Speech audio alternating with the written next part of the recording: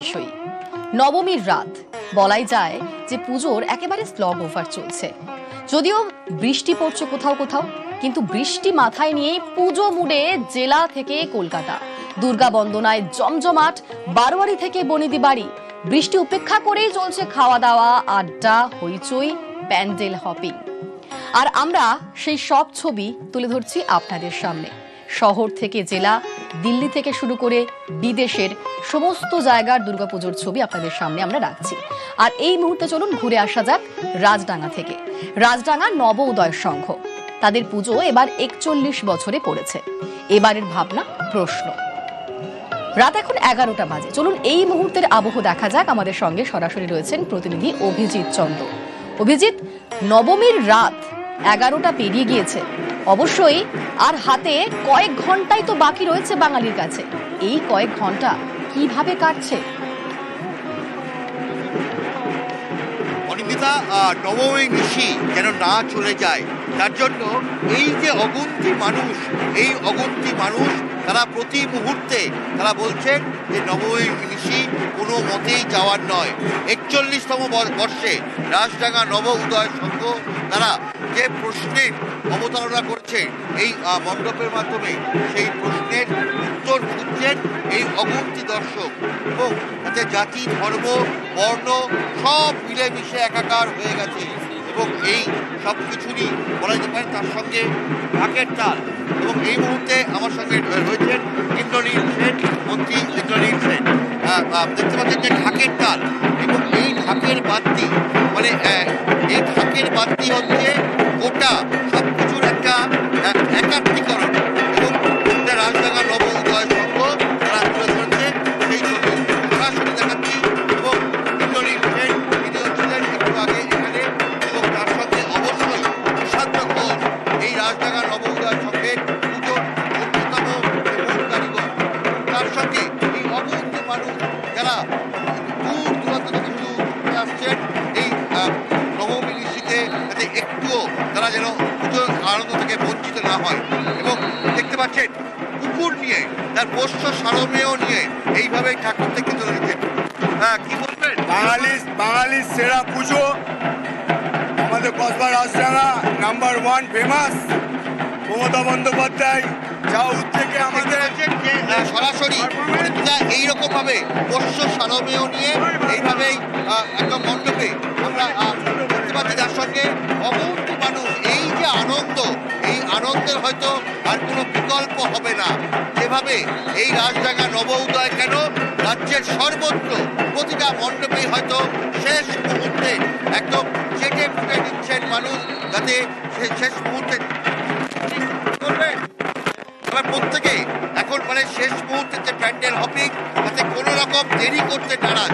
তারা প্রত্যেকেই চাইছেন যত দ্রুত সম্ভব আরো বেশি করে প্যান্ডেল হপিং করা। মানে রাজডাঙ্গা নব উদয় থেকে কেউ ছুটছেন সুরুচি সংঘ, কেউ ছুটছেন চেতলা অগ্রণী, কেউ বা উত্তর কলকাতার কাশী বোস লেন বা টালা প্রত্যয়। এবং শেষ মুহূর্তটা যেন একদম চেটে ফুটে চাইছেন আমবাগানি। একেবারে আজকের রাতের প্ল্যানিং পুরো ফিক্স। যে কটা ঠাকুর দেখা সম্ভব সে কটা ঠাকুরই দেখে নিচ্ছেন প্রত্যেকেই। চলুন এবার যাওয়া যাক আহিরিটোলার সর্বজনীনে। প্রতি বছরের মতোই এবছরের পুজোতেও চমক রয়েছে।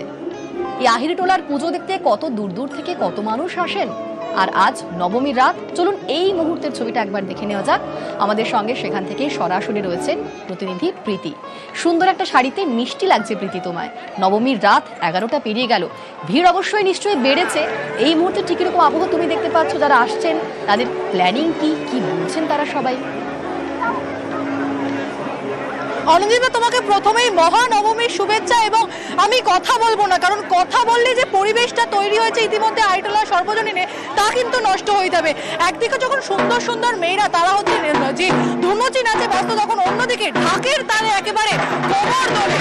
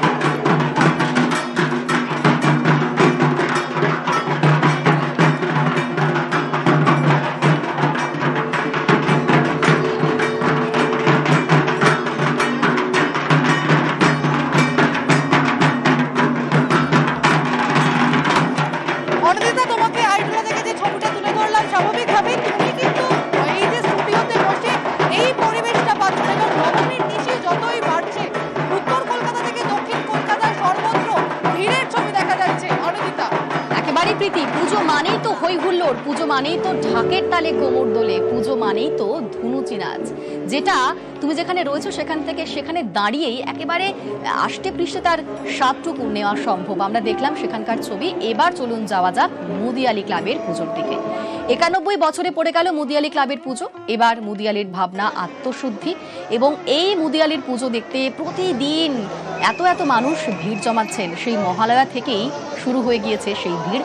নবমীর রাত অবশ্যই আলাদা করে ভিড়ের কথা বলার কোনো অবকাশ নেই। চলুন এই মুহূর্তে চলে দেখা যাক। আমাদের সঙ্গে সরাসরি রয়েছেন আমাদের সহকর্মী প্রিয়াঙ্কা। প্রিয়াঙ্কা, তুমি এখন রয়েছো মুদিয়ালিতে। নবমীর নিশি কেটে যাক এটা যেন কেউই চায় না। শেষ মুহূর্তে আর হাতে কতটুকুই বা সময় রয়েছে আমাদের হাতে, এখন ঠিক কিরকম আবহাওয়া? দেখো অনিন্দিতা, শেষ মুহূর্তেও যেন মনে হয় যে কারোরই এই আনন্দের পরে যে বিষাদ সেইটাকে মনে আনতে না, কিন্তু কিছু করার নেই। নবমী নিশি পেরোলেই সেই বিষাদের সুর। কিন্তু আমি এখন এই মুহূর্তে মন খারাপের কথা বলবো না, কারণ যে সমস্ত দর্শনার্থীদের দেখছি লম্বা লাইন দিয়ে দীর্ঘক্ষণ লাইনে দাঁড়িয়ে, ঘড়ির কাঁটা বলছে রাত 11টা বেজে গিয়েছে, তারপরেও তারা এইভাবেই লাইন দিয়ে এই পুজো মণ্ডপে প্রবেশ করেছেন। তুমি যেমনটা বললে, মুদিয়ালি ক্লাব প্রত্যেক বছর এই থিমের চমক থাকে, প্রত্যেক বছর দর্শনার্থীদের ভিড় থাকে। এবছরও কিন্তু একেবারে অন্যথা হলো না। এবছরের থিম আত্মশুদ্ধি। প্রত্যেকে আসছে পুজো মণ্ডপের ভেতরের ছবি নিজেদের মোবাইলে ক্যামেরাবন্দি করছেন, এবং এই পুরো পুজো মণ্ডপটা নিজেদের মোবাইলে ধরে রাখতে চাইছেন। সব মিলিয়ে মুদিয়ালি ক্লাব ঘড়ির কাঁটা 11টা বেজে গেলেও ভিড় কিন্তু কমেনি, বরং ভিড়টা আরো অনেকটা বাড়ছে। যতটা সময় এগোচ্ছে ভিড় ততটাই বাড়ছে। কোথা থেকে আসা হয়েছে? আমি ভবানীপুর থেকে। অনেকগুলো হলো না, এটাই প্রথম? অনেকগুলো হয়ে গেছে। এরপরে কোথায়? এরপর ত্রিকোণ পার্ক। দিদি কোথা থেকে? টলিগঞ্জ। মোবাইলে ফটো তুলে রাখছেন কেন? পরে দেখবো। পরে দেখবে, অর্থাৎ বুঝতেই পারছো মুদিয়ালি ক্লাবের এই পুজো মণ্ডপের ছবি তারা পরে দেখবেন, তাই তারা মোবাইলে ক্যামেরা বন্দি করে রাখছেন।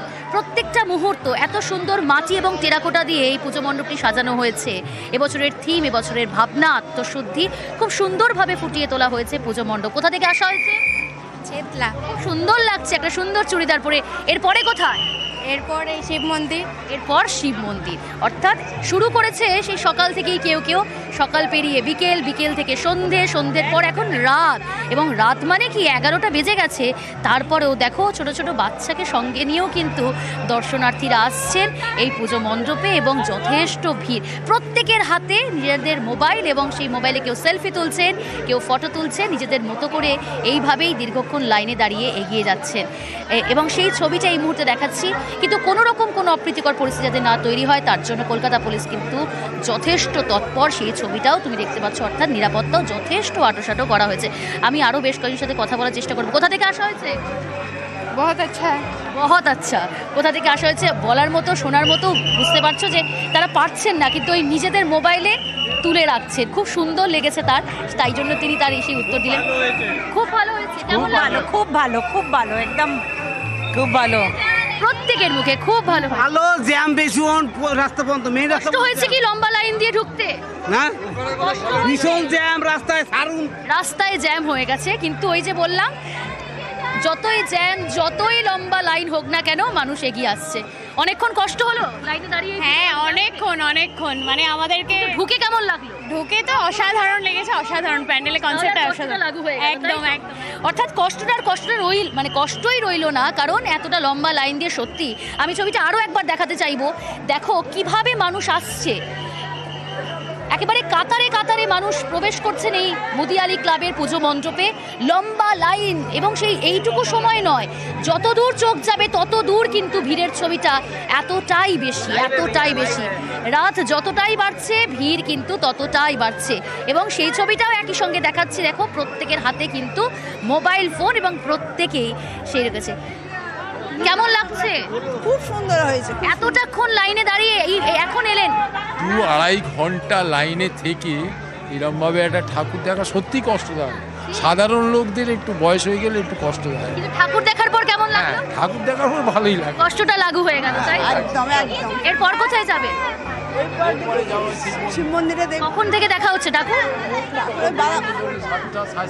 দুজনে মিলেই বেরিয়েছে। বাহ, খুব ভালো করে পুজো কাটান। একেবারে অর্থাৎ বুঝতেই পারছো, বয়সের কোনো বিষয় 8 থেকে 80 সবাই মেতে উঠেছে তাদের প্রাণের পুজোয়। আর এই কটা দিন রাত বলে তো আলাদা কিছু হয় না, কারণ প্রত্যেক সময়তেই একই ভিড়। চলুন এবার দেখা যাক শ্রীভূমি স্পোর্টিং ক্লাবের পুজো। শ্রীভূমি বিগ বাজেটের পুজো। শ্রীভূমি মানেই লম্বা লাইন, যেই লাইন শুরু হয় মহালয়া থেকে, যেই লাইন একেবারে চলতে থাকে পুজোর শেষ মুহূর্ত পর্যন্ত। আর আজকেও নবমীর রাতেও একেবারে সেই রকমই ছবি।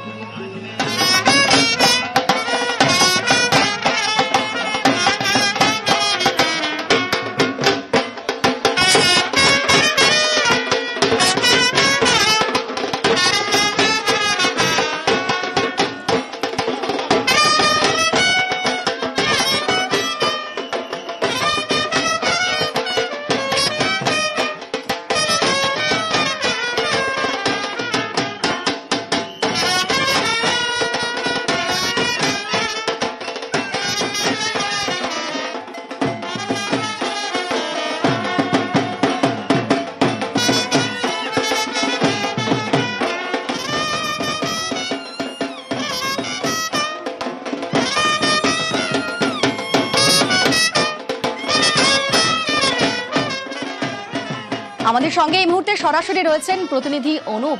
অনুপ, ঢাকের তালে কোমর দোলে এই সবকিছু, ধুনুচি নাচ, ঢাকের বোল, এসব নিয়েই তো একেবারে জমজমাট হয়ে উঠেছে এবারের শ্রীভূমি স্পোর্টিং ক্লাবের আজ নবমীর নিশি। রাত 11টা তো পেরিয়ে গিয়েছে। এখন কতটা ভিড় নজরে আসছে, কত মানুষ অপেক্ষা করছেন, তারা কি বলছেন?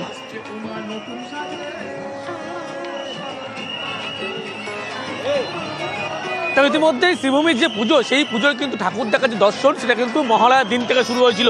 তোমাকে যদি ভিড়ের আমি ছবিটা দেখাই, যে রাত 11টা পেরিয়ে গিয়েছে, এখনো পর্যন্ত মানুষের উৎসাহিত যে ভিড়, সেই ভিড় কিন্তু চোখে পড়ার মতো।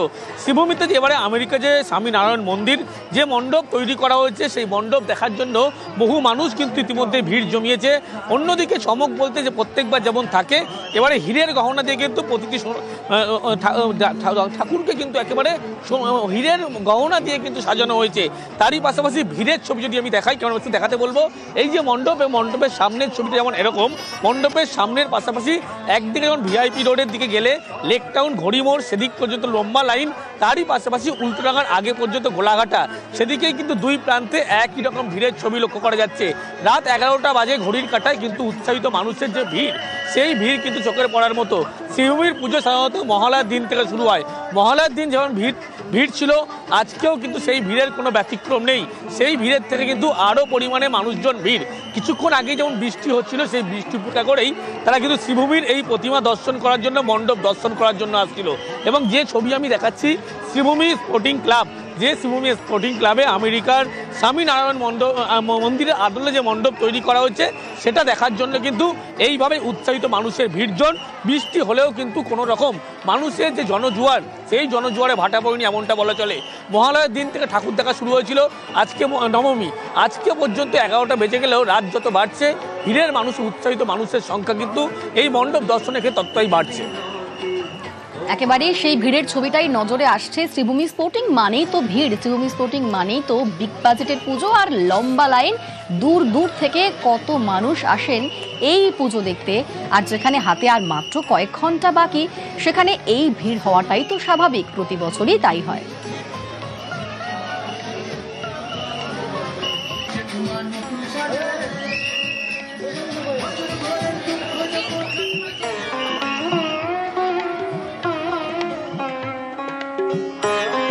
শহর থেকে জেলা, অলিগলি, শুধুমাত্র শহর নয়, কলকাতা নয়, বাংলা নয়, দিল্লি থেকে শুরু করে বাইরে প্রবাসী যারা রয়েছে, সবার কাছে কিন্তু এই পুজোর আনন্দ একেবারে একই রকম। এবং নবমী নিশিতে জমজমাট হয়ে উঠেছে বাঙালির প্রাণের পুজো। বারোয়ারি পুজোয় মাতোয়ারা বালুরঘাট, কোথাও থিম, কোথাও সাবেকিয়ানা। বালুরঘাটের অন্যতম নজরকাড়া পুজোগুলি দেখুন এক ঝলকে।